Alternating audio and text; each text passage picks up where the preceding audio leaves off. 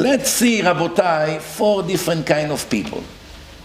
Stingy people, hard for them to do charity and chesed and kindness. Even to themselves they are cheap. They always buy the cheapest suit, the cheapest shoes. They will eat the cheapest food, even if it's stale already, if totally not fresh. They will only buy leftover. They buy defected good. I'm not talking poor people. Poor people have no choice. That's what they have to live with. Talking someone who has plenty. Will always find the cheapest possible way.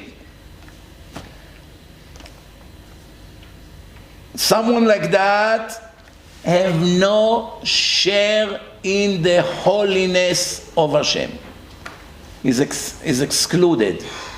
He have zero holiness. Kamtzan, zero holiness. Doesn't give anything, doesn't benefit anyone, does not contribute anything to the world. Even to himself is stingy. I will read it in Hebrew that you don't have a doubt. בוודאי אותם אנשים הם מכיתות החיצוניים. They are from the excluded groups. ואין להם חלק בקדושה. They have no share in holiness. כי סיטרא אחרא שולט עליהם. They are fully occupied by the Satan. He's in full control of them. So Complete. But if he's cheap, that means Satan, if he's cheap to himself, the Satan has control of him? If he's cheap to himself and to the whole world, yes. That's what he just said.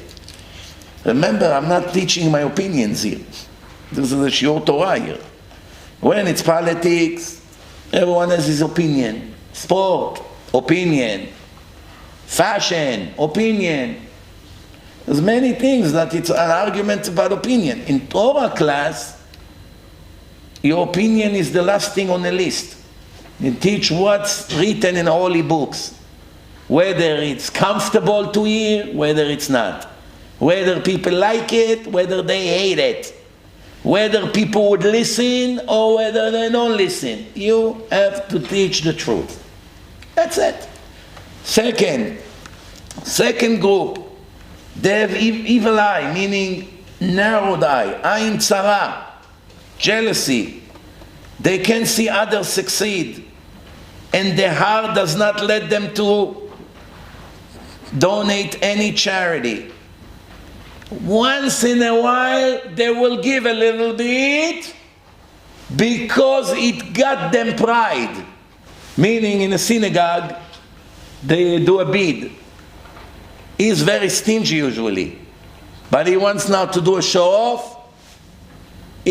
Someone just say 100, he say 101. 101, and right away begin to read Tehillim, that right away someone will bid more. Imagine if he gets stuck like this with a 101 and he has to pay it. For a month he won't sleep. But at least he got publicity. So, for himself, he eats, he drinks, he's happy. He buy himself good things. He gain weight. דשן, מדושן, מדושני עונג.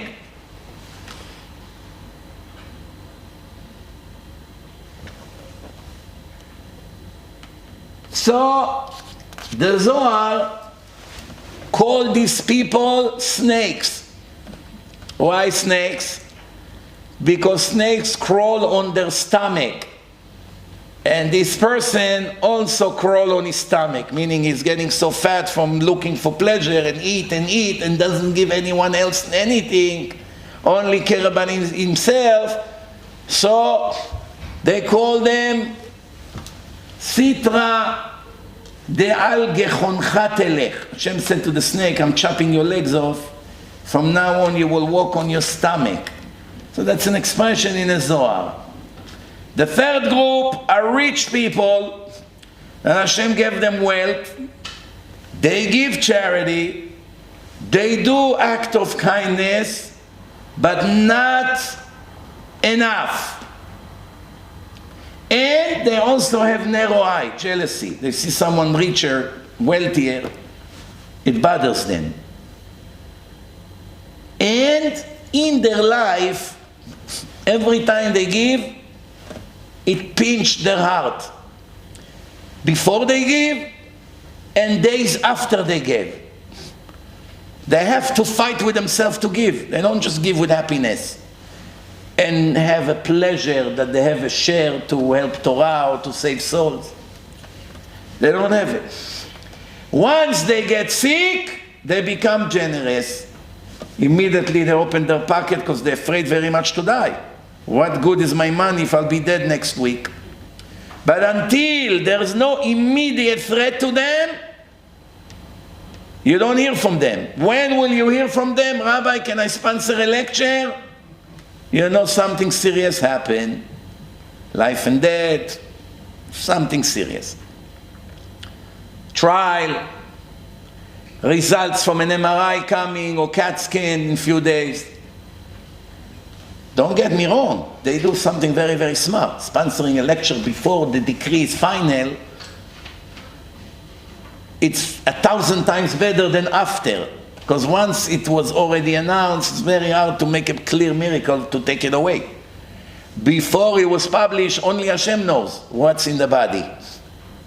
So once a person is willing to sponsor or to give a big amount of money to Torah, that can cancel the decree and no one will ever know that he was sick for 2 days. Because the same one who put the cancer in his body is Hashem, took it out before anyone found out about it. Once the doctor already gave him the results of the MRI, too late. Now he has to work 1,000 times harder. Because now you need a clear miracle to remove it. Usually cancer don't go away by itself. Even though over the years I've saw few cases that people did big thing and all of a sudden it's gone. They did another test and it was all gone. It happened. But why would we count on such a rare miracle? Who wants to take that risk?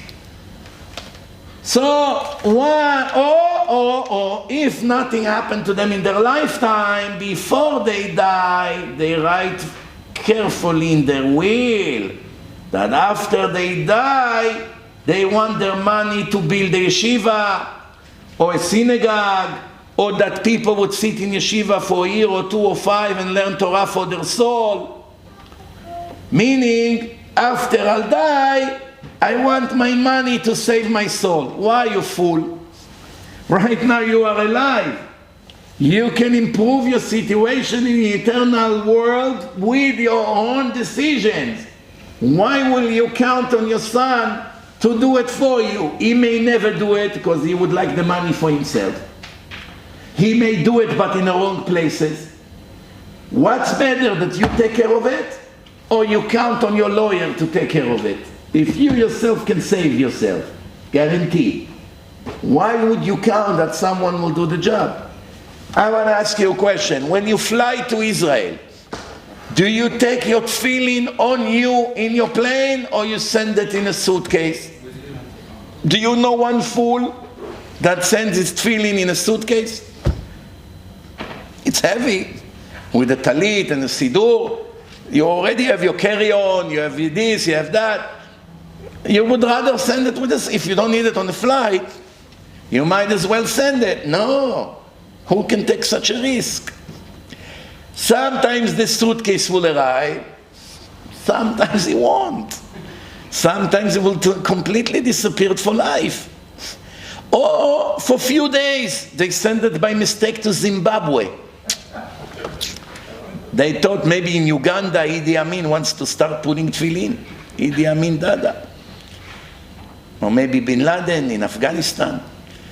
Where is my tefillin? In Afghanistan. How did it get there?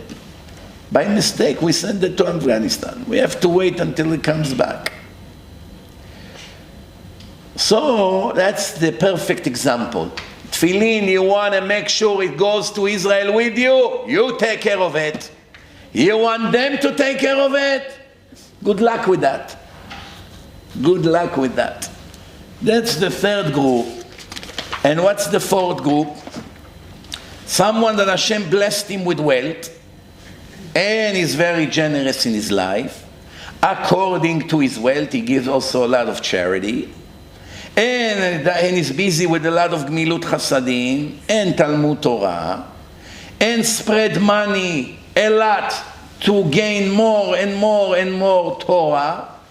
Al ze ne'emar, that kind of person, the prophet calls him, Prophet Yeshaya, Isaiah 58 verse 8, Ve'alach lefanecha tzidkecha, Kvod Hashem yaspeka, your righteousness and charity walks in front of you. That's your lawyer.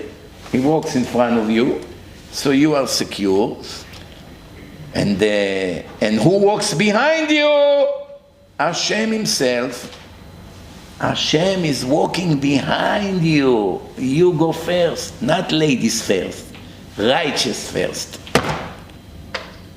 Ladies, men, it's not relevant who goes first. What's relevant is who's righteous to go first, meaning because Hashem is behind him. Ve'Hashem me'asfeka. Me'asef is the last one. How many people can say, my charity walks in front of me and behind me Hashem himself? How many? There are some people like this.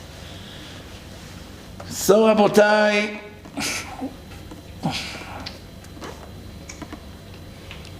we just saw an example of 4 different kinds of people. We are somewhere in those 4 categories. Let's hope we're not in the first 3.